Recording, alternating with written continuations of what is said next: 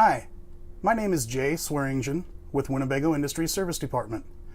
Today I'm going to show you how to reset the 0 point on your power gear leveling system. The first step is going to be turning on the ignition key.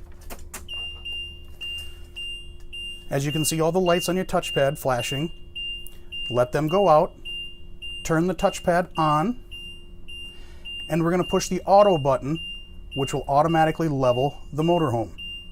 Now, if you're unhappy with how it auto levels the motorhome, we can adjust that.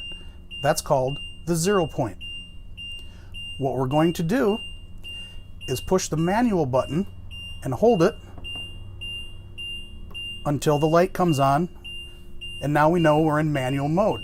And you can push the buttons front, rear, left, right until you get the coach where you like it. I like to use carpenter levels on the floor to let me know where I'm at with the motorhome.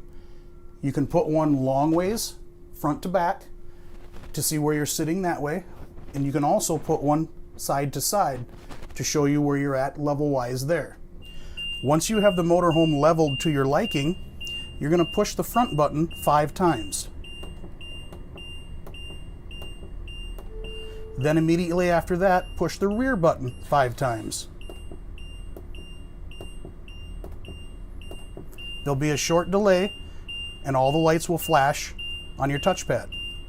Now, if your motorhome is leveled the way you like it, you will then push the all jacks retract button 3 times. The lights will stop flashing, all except the on-off light.